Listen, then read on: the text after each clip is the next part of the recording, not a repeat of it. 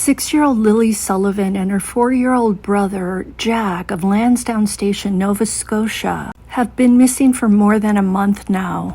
A boot print found in the vicinity of what's called the Pipeline Trail near their home is the only piece of evidence searchers have found in the forest. But nobody really knows if that boot print even belongs to Lily or Jack, or when the footprint or boot print was made. Many parents in and around Pictou County, Nova Scotia, are on high alert, fearing their kids could also go missing. No one knows for sure if Lily and Jack were nabbed, or if they wandered away from home and got lost, or if they were victims of some other sort of foul play. Without concrete answers, parents living in the area are on high alert, and what happened yesterday solidified their fears. Welcome to Bed Crime Stories podcast. I'm your host, T. Please like, share, and subscribe to my channel. According to the Royal Canadian Mounted Police, or RCMP as they're known, yesterday, June 2nd, 2025, at approximately 3:20 p.m., officers responded to a report of a child nabbing on Mosher Road in East Hants. East Hants is 1 hour and 1 minute away from Lansdowne Station,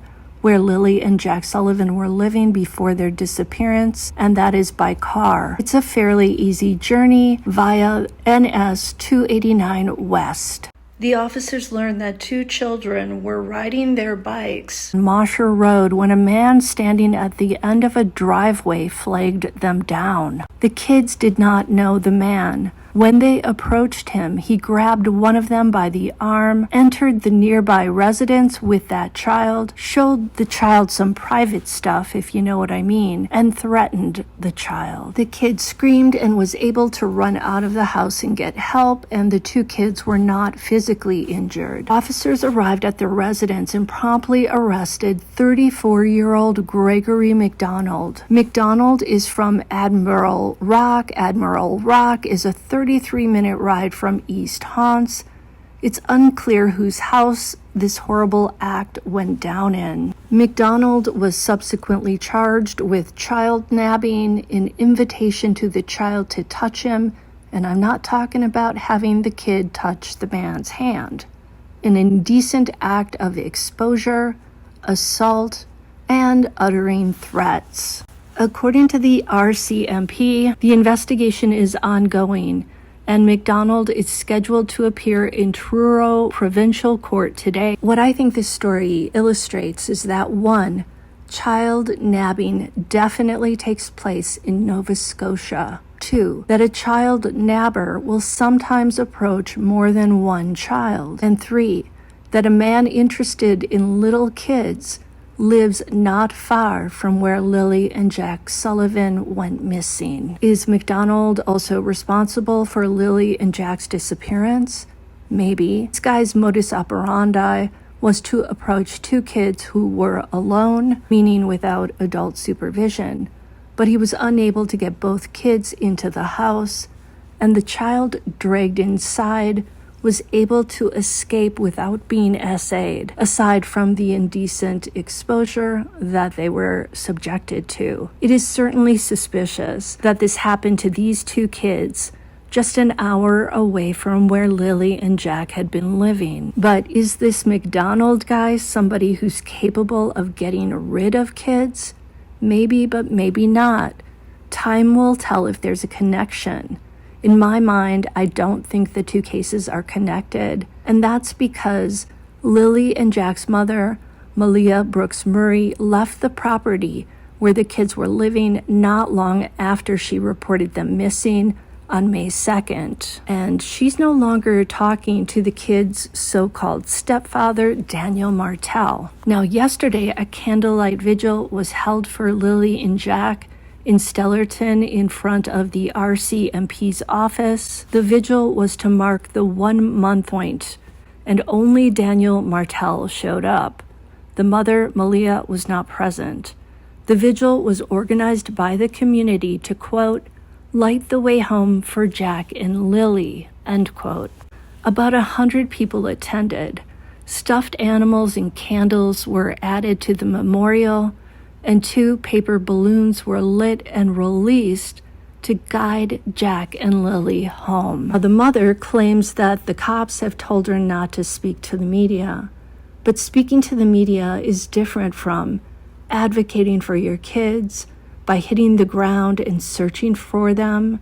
It's also different from pleading with the public for help and from sharing your children's photos every day to remind people that they're still missing and to show them what the kids will look like now. Why didn't Malia attend the vigil for Lilly and Jack? At a month out, she should be able to bring herself to an event dedicated to her children, in my opinion. Sometimes you have to do things that are uncomfortable in order to help your missing loved ones, especially your vulnerable young children.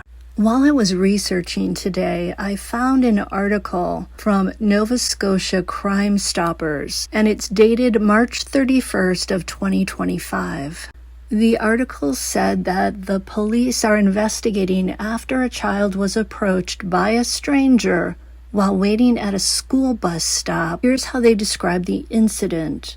The article reads, quote, "On Thursday, March 27th at 8:13 a.m., a 10-year-old child was waiting for a school bus on Langed Bray Drive. A white vehicle, described as a smaller SUV, pulled up in front of the child, and the driver stated he was an Uber ordered by the child's parents. The child refused to get in the vehicle. The driver is described as East or Southeast Asian. It's a man with a black beard. He was wearing a blue t-shirt and black jacket. He spoke to the child in Hindi. The police at that time commended the child for refusing to get in the vehicle and also for reporting the incident to an adult. It doesn't sound like they ever found the person, the perpetrator in this particular case. And again, this incident happened on a Thursday in March 27th, 2025. At 8:13 a.m. Just FYI, Clayton Park is approximately 1 hour and 32 minutes away from Lansdowne Station by car. And that would be the same highway taking NS 102 and NS 289 east. Note that Admiral Rock is 44 minutes away from Clayton Park. So now I'm wondering if this person who was arrested this week, could that possibly be the man in the other incident? And is this the person's MO, grabbing the children as they're waiting for the school bus? Now, in that case, the child was smart and did not get in the vehicle. But if the kids were younger, maybe 6 and 4, like Lilly and Jack, might they be persuaded to get into the car if the guy had maybe some candy, maybe a puppy, some type of lure, maybe told them that the parents called and he's an Uber driver and he's supposed to take them to school? Let me know what you think in the comments, and I will see you next time on Bed Crime Stories. Now keep watching, because I'm going to show you footage along with the audio from the vigil that was held yesterday. Saying a prayer, and we're going to light the way home for them. A paper lantern for 4-year-old Jack, another for 6-year-old Lilly, released into the twilight sky as a beacon of hope. Illuminate the path for Lilly and Jack. Guide their footsteps home. One by one, people placed candles, teddy bears, and angels outside the Stellarton RCMP detachment, a growing memorial as many questions are still unanswered. Investigators remain committed to exploring all possibilities surrounding the children's disappearance.